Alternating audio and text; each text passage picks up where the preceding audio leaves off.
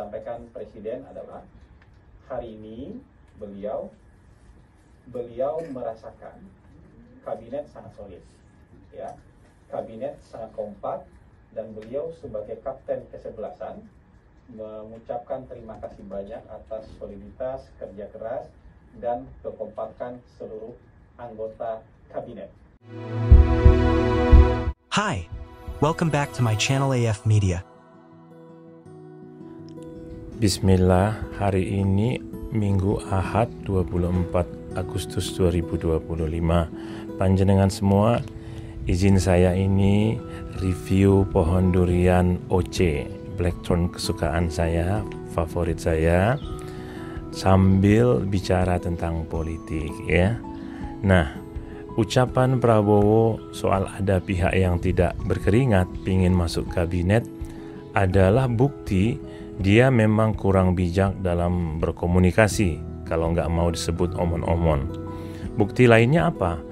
Dia menuduh demo Indonesia gelap ditunggangi pihak asing, ante-ante asing. Di lain waktu dia bilang demo Indonesia gelap ditunggangi koruptor. Dia melempar tuduhan yang nggak pernah dibuktikannya, tapi sudah menimbulkan suasana gaduh di kalangan masyarakat sipil terpelajar.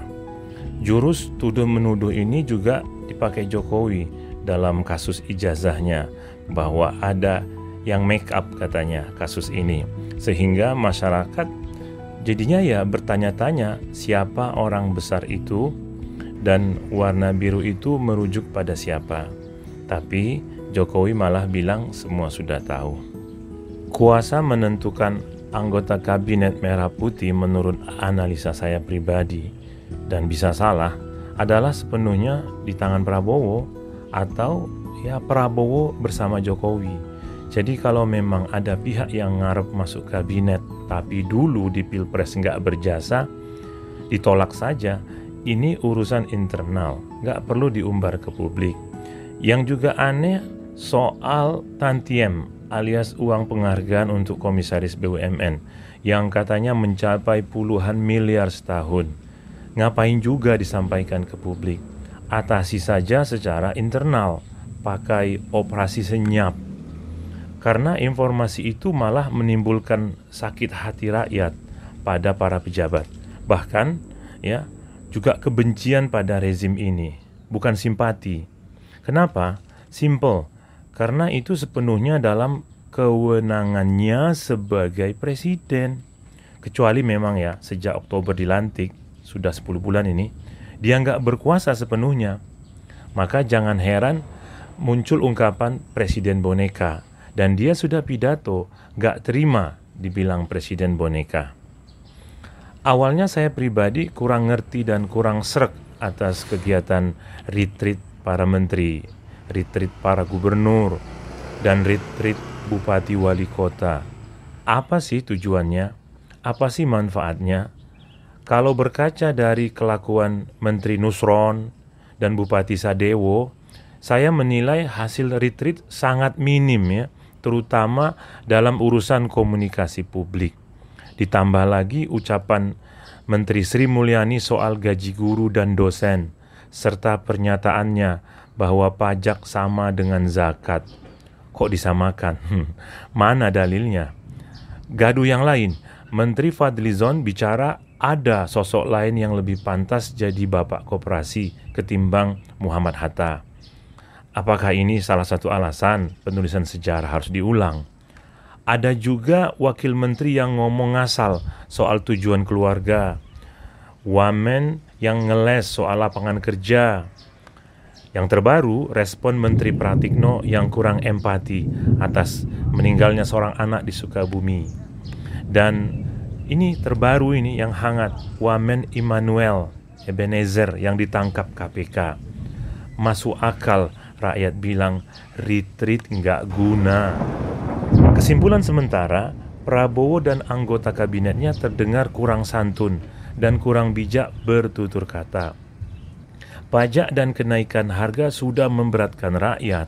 Apakah harus ditambah dengan ucapan yang menyakitkan hati? Oke, Prabowo punya alasan sendiri atas semua ucapannya. Dan memang dia dan kabinetnya masih punya waktu 4 tahun lagi untuk berbenah dan meningkatkan kinerja, memenuhi berbagai janji kampanye termasuk penyediaan 19 juta lapangan kerja. Tapi di sisi lain, di saat yang sama, saya melihat ada peningkatan jumlah rakyat yang pesimis dan kecewa. Kondisi ini diperburuk oleh tingkah legislatif, ya. Tadi eksekutif, sekarang legislatif, yaitu para anggota DPR yang juga buruk, tak berempati pada kondisi rakyat. Termasuk yang parah banget ucapan tolol Syahroni soal lapor ke ketum partai kalau KPK mau nangkap anggota partai. Aneh. Jika jumlah rakyat yang kecewa dan marah makin membesar dari tahun ke tahun, ini akan menjadi alasan kuat dan peluang besar bagi Anies dan Gerakan Perubahan untuk maju di Pilpres 2029. Oh ya, Anies, Tom Lembong, Surya Paloh, dan juga Megawati jelas tidak berkeringat, jadi gak mungkin ya punya peluang masuk kabinet. Cuma ya saya heran saja Caimin ya, kok diterima masuk kabinet? Kan dia tidak berkeringat sama sekali dalam kemenangan Prabowo, bahkan jadi lawan, iya kan? Kalimat Prabowo ternyata bersayap. Tetap saja syarat dan ketentuan berlaku. Masih ingat kan Prabowo bilang mau kejar koruptor sampai ke Antartika, tapi merasa kasihan pada keluarga koruptor. Ada videonya. Terdengar omon-omon banget. Ucapan dan perbuatan jelas bertentangan. Terima kasih sudah mendukung channel ini. Sampai jumpa.